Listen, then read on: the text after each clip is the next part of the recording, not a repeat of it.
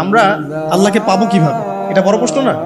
যে আল্লাহর কাছ থেকে, যে জান্নাত থেকে আমরা পৃথিবীতে চলে আসলাম, সেই জান্নাতে যেতে হলে তো আমাকে আল্লাহকে পেতে হবে।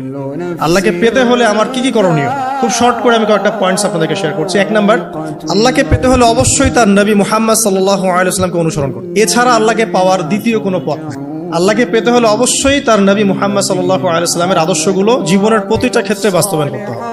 চলাফেরা, ওঠা বসা, খাওয়া দাওয়া, ইস্তেঞ্জা করা, মুআমালাত, ব্যবসা বাণিজ্য, অর্থনীতি, সমাজ, রাষ্ট্র, সব ক্ষেত্রে আপনাকে মুহাম্মদ সাল্লাল্লাহু আলাইহি ওয়াসাল্লামের তরিকা, আদর্শটাকে ফলো করতে হবে। তাহলে আপনি আল্লাহকে পাবেন ইনশাআল্লাহ। যে ব্যক্তি আল্লাহকে পেয়েছে সে দুনিয়াও পেয়েছে, আখিরাতও পেয়েছে। যে আল্লাহকে পায় নাই, দুনিয়াও বরবাদ, আখিরাতও বরবাদ। এক নাম্বার তাহলে কি কাজ? আল্লাহ পাকের সর্বশেষ নবী মুহাম্মদ সাল্লাল্লাহু আলাইহি ওয়াসাল্লামকে অনুসরণ করা, তার আদর্শ মেনে চলা, এক নাম্বার। দুই নাম্বার হচ্ছে 5 ওয়াক্ত নামাজ। আল্লাহকে পেতে হলে নামাজ লাগবে। নামাজ নাই, আল্লাহ নাই। ওয়াস্তাঈনু বিস-সাবরি ওয়াস-সালাহ, তোমরা সবর এবং সালাতের মধ্য দিয়ে আল্লাহর সাহায্য প্রার্থনা করো। আমরা এই জন্য নামাজে বলি ইয়্যাকা না'বুদু ওয়া ইয়্যাকা নাস্তাঈন, আমরা শুধু আপনারই ইবাদত করি এবং আপনার কাছেই সাহায্য প্রার্থনা করি। আল্লাহকে পেতে হলে নামাজের কোনো বিকল্প নাই। আল্লাহকে পাওয়ার তৃতীয় একটা মাধ্যম বলে দিই আমি, সওম বা রোজা রাখা। অল্প সময় গুটিয়ে নিচ্ছি, সওম বা রোজা রাখা।